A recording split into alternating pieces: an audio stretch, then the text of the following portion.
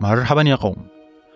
بتوقع البرومو الأول عن صافيطة كان كافي ليظهر جمال مدينة صافيطة والتنوع اللي فيها.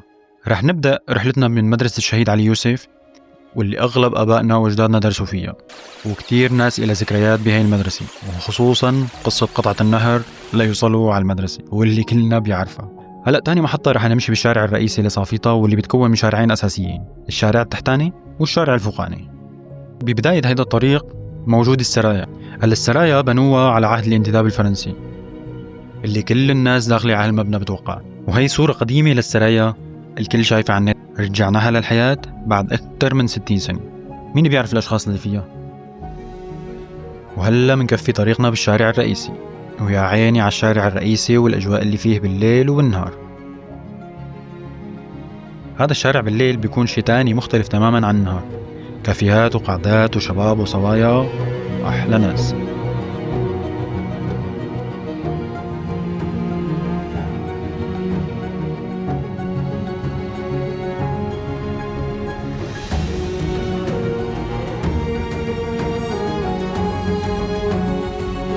مين مو قاعد عند أبو عزاب وماشا وكافيتريات الكورنيش كلها؟ الحلو بصافيطة التنوع اللي فيها والانسجام بين كل الطوائف. صافيطة فيها اليهود والإسلام والمسيحيين.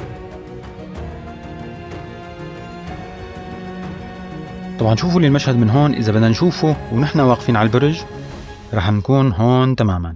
شو اسمه هذا الشارع صحيح؟ اللي بيعرف يكتب لنا بالتعليقات. اللي بيميز صافيطة أكتر هي نسبة الناس المتعلمة والمثقفة والتنوع السياسي اللي فيها، مع وجود قامات دينية وسياسية كان لها دور كبير بالفكر والانفتاح والتطور بهي المدينة.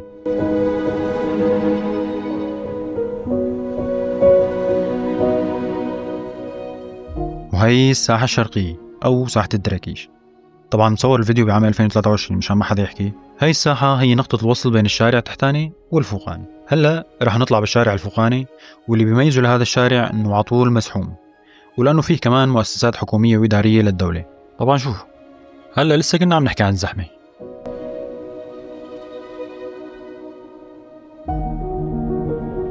يلا يا زلمة روح. المهم هاي البرج قدامنا، واللي بتشوفوه تقريبا من كل شارع بصافيطة.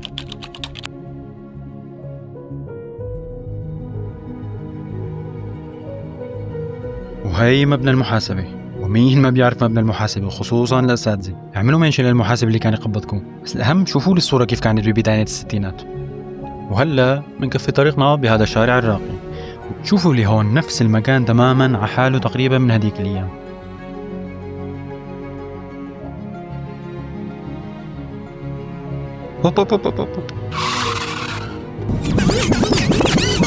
مو هي نفس الزيارة اللي كانت بالصورة القديمة؟ يا جماعة لساتها نفس المكان.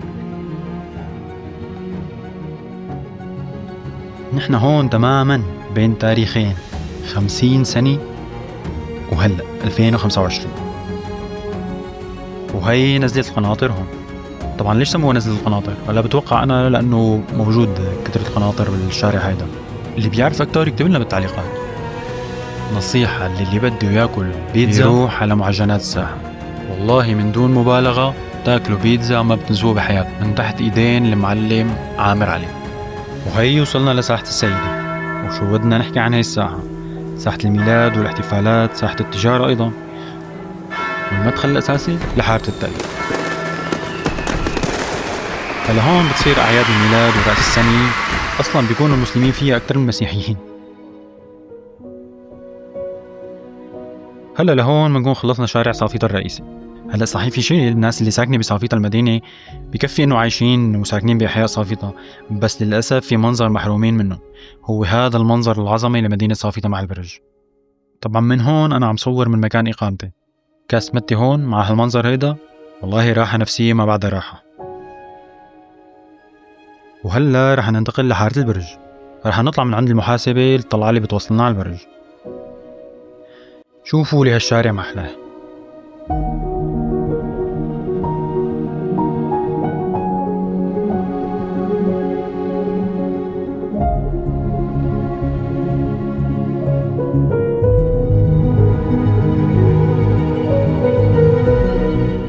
وهي السور والمدخل الرئيسي للقلعة. طبعا إذا بدنا نرجع بالزمن شوي لورا ونشوف كيف كان السور بالشكل الكامل لازم نسافر للثمانينات من القرن الماضي. كان لساته السور قائم بحالته الأساسية، وهذا المشهد بيرجعنا شوي لورا وبيورجينا المراحل اللي تطور فيها برج صافيطة.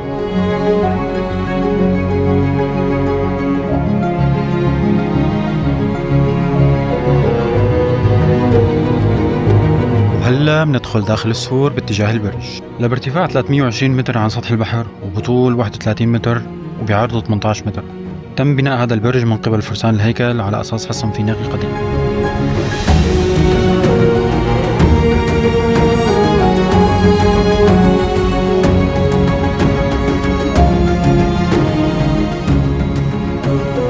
طبعا تخيلوا يا جماعة، أنا ابن مدينة صافيطة طلعت مرة واحدة على البرج، يمكن كان عمري 7 سنوات، ما عاد أذكر أصلا كيف كان من جوا. ولحظي السيء لما رحت لزوره المرة الماضية وصور كان صاير الزلزال وممنوع الطلع لفوق.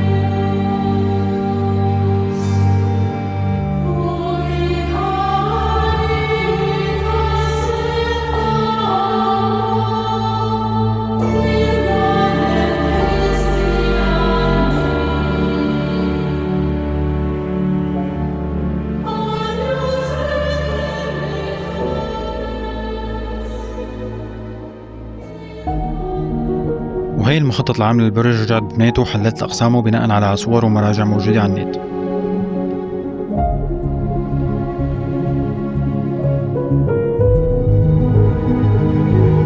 حسب هي الصورة بنشوف، وأنا أول مرة بعرف هي المعلومة أصلا، إنه في خزان مي تحت الأرض.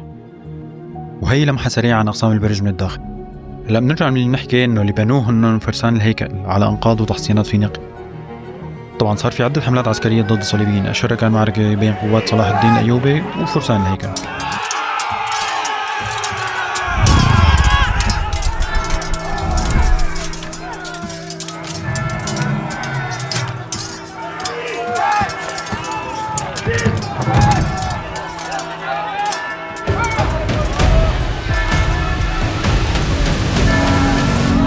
نرجع هلا لحفلة قديمة أو عرس يمكن كان عن البرج.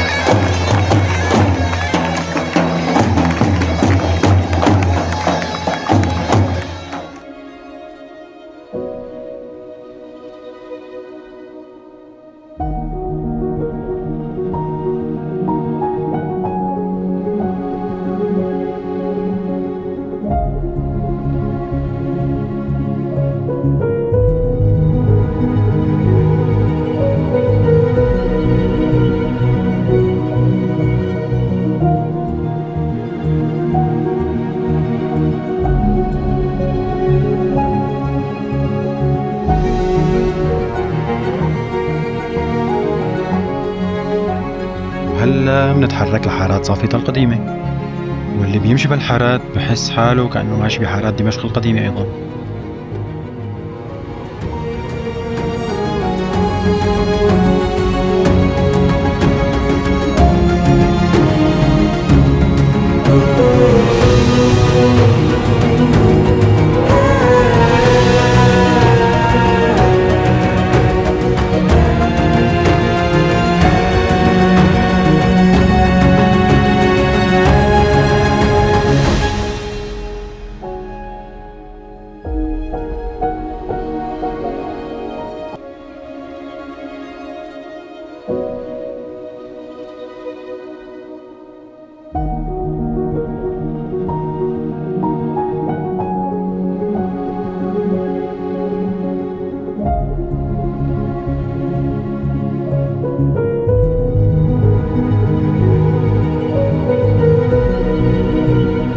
نمشي بهذا الشارع واللي بيوصلنا لساحة السيدي كمان.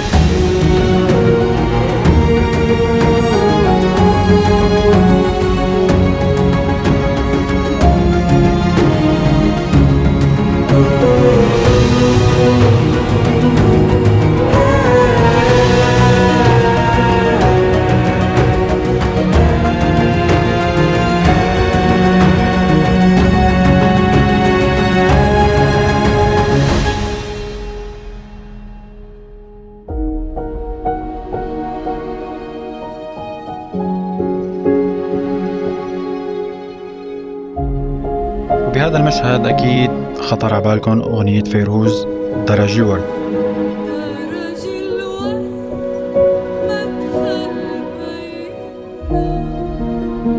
وهلا هون رح نسمع صوت ريفي قديم لخالتي معالي سعد الله يطول بعمرها.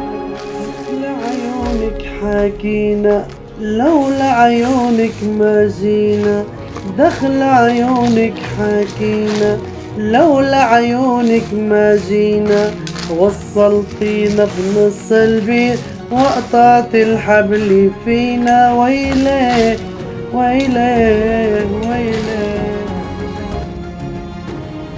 وهلا بننتقل لحارة تانية من حارة صافيطة القديمة. اعملوا له منشن اللي ساكن هون واكتبوا لنا بالتعليقات شو اسم الحارة والله.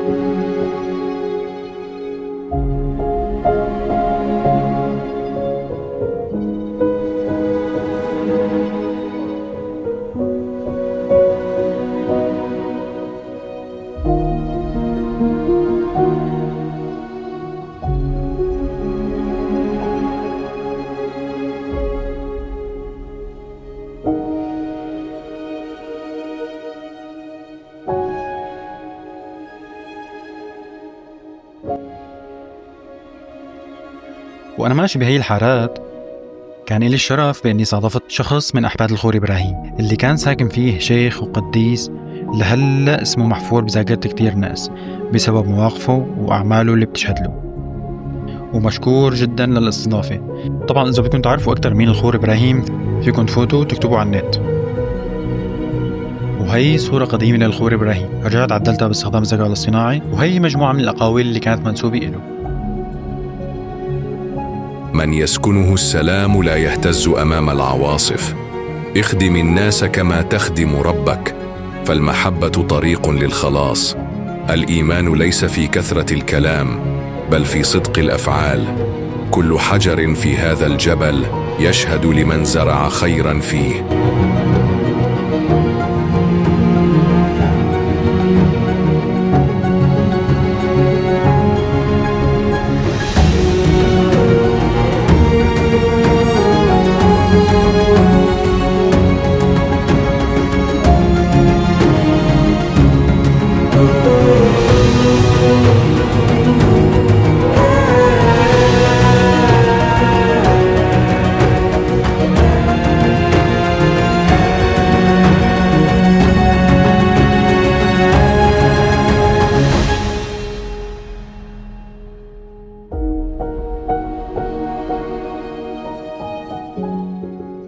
وبعدين بننتقل لحارة التل.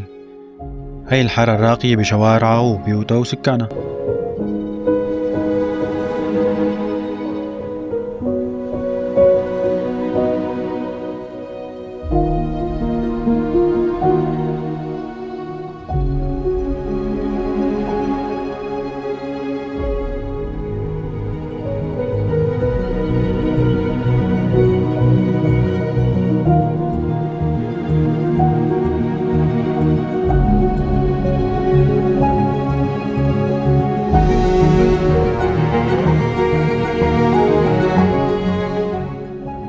هون من ساحة السيدة نطلع على حارة التل والخزان اللي فوق.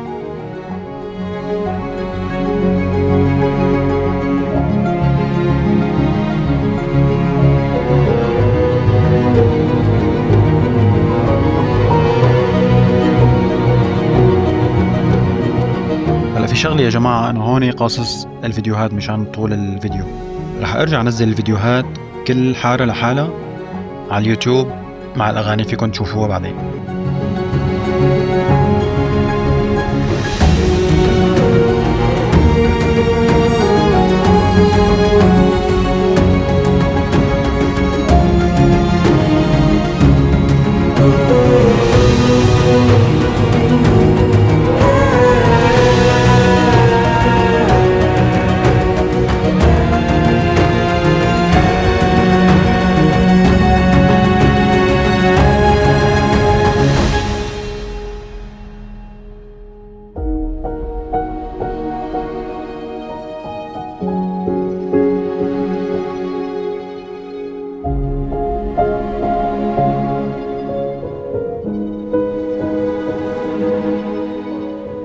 هلا إذا نحن بحارة التل وبدنا نطلع باتجاه البرج، هيك بتكون الصورة.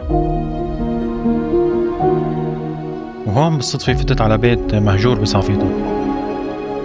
شوفوا الجمال كيف كان طريقة العمار بهداك الوقت. يا جماعة مضيعانه هالبيت، مضيعانه ما يكون في حدا. شوفوا السقف كله من خشب، ولحد الآن لو بيعملوا شوية تحديثات أو صيانة بيرجع غير شكل.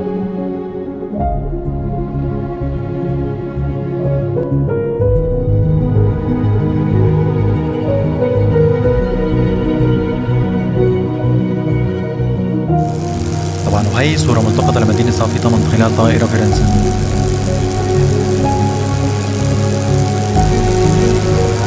رح نشوف مراحل تطور المد العمراني لصافيط من خلال الزمان الماضي لهلا. طبعا هلا في مجموعة صور قديمة رح أعرض لكم إياها، مشهورة ومعروفة على النت، بس لكن كانت الأسود الأبيض ورجعناها للحياة. ومع هاي الصور رح تسمعوا مواويل قديمة بصوت العم أبو علي منير وأم علي سعد الله يطول بعمرهم. علامك تهجري خلك علامك فوق ربوعنا تخفق علاميك لما عالحما وصلت علامك شرق نور الشمس والبدر غايب يا هني يا هني يا هني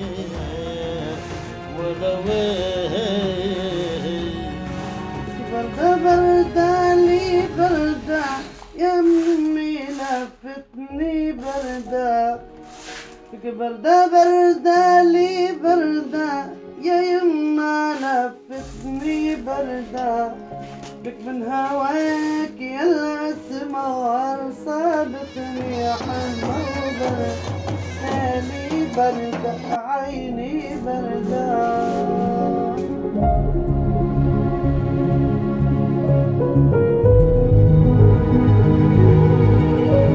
طبعا بالنهاية يا جماعة ما في شي بيوصف هالمدينة، في شي غريب بخليك تتعلق فيها بشكل مو طبيعي. التنوع اللي فيها واللي هو ضروري بأي منطقة بسوريا عطى هالمدينة تميز أكثر من الناحية الاجتماعية والثقافية. وبالنهاية يا جماعة ما تنسوا تشتركوا بالقناة وتفعلوا زر الجرس وتعملوا إعجاب وإلى ما ذلك، لأنه عن جد الفيديوهات هاي عم تاخد تعب وجهد وبدنا دعم منكم. سلام.